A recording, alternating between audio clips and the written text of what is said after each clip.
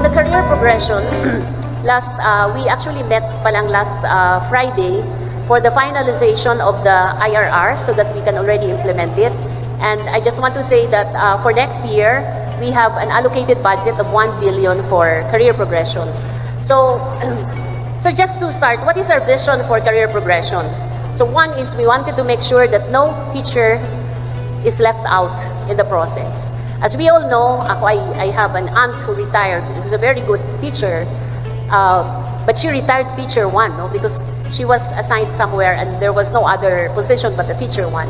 So she was, when she learned that I was with DepEd, she said, that's something that you have to work on because it's difficult to have a career in the education sector if you have very limited levels of teachers, no? So I was happy when I learned about the career progression.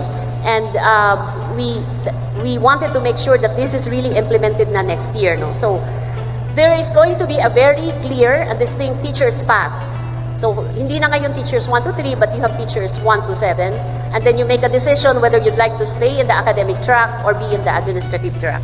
So we have many ways of the strategies are for this vision is one is the promotion system, the reclassification, and also the expanded ladder that goes up to this career system.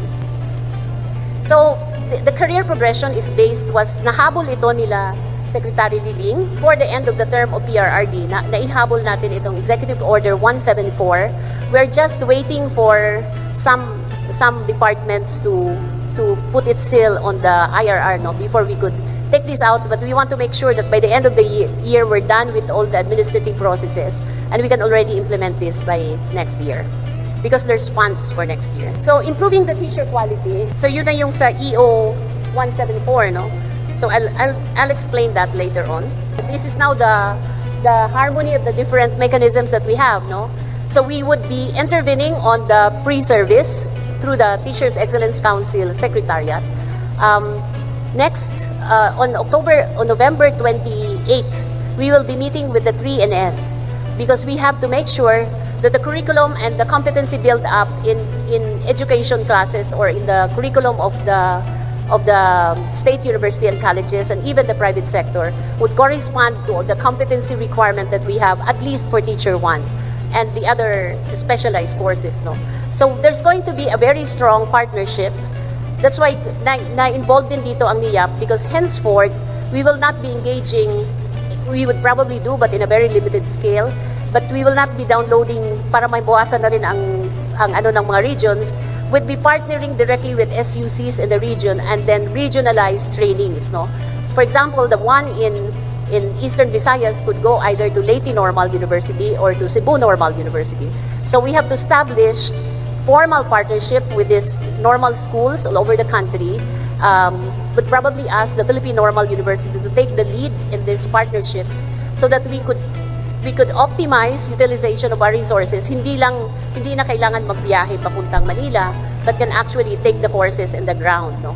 And it's going to be a continuing partnership with the SUCs, no? Kasi yan naman talaga ang esensya ng education, for the pre-service and the continuing education of the teachers.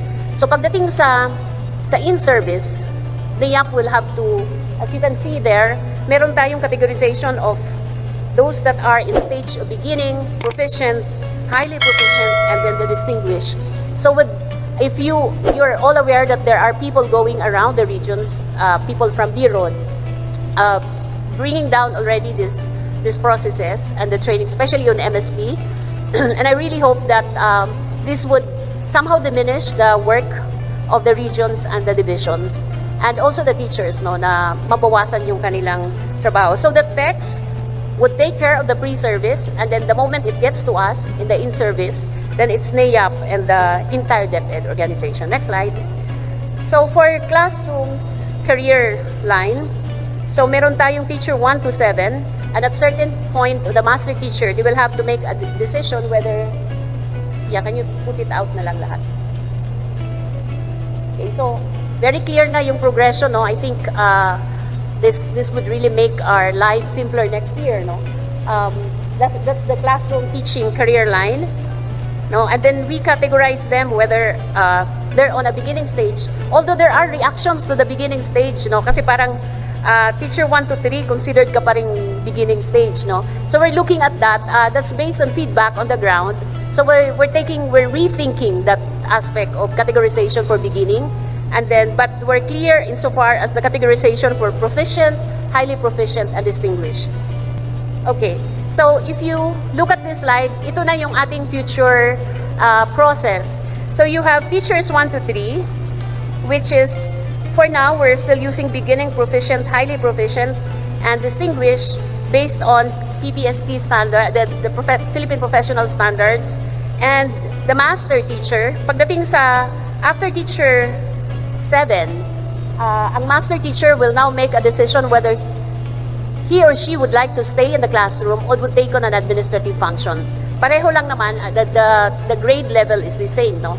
It's at grade 22. I'm sure you have a lot of questions on the head teachers and the special education.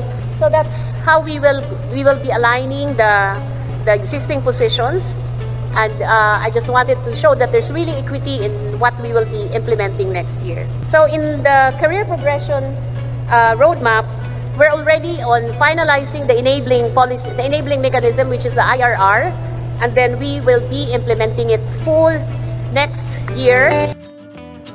Thank you everyone for watching this video. Please don't forget to like, share, leave a comment down below, and click the notification bell so that you'll get notified for my upcoming videos. And of course, please don't forget to subscribe. Thank you and God bless.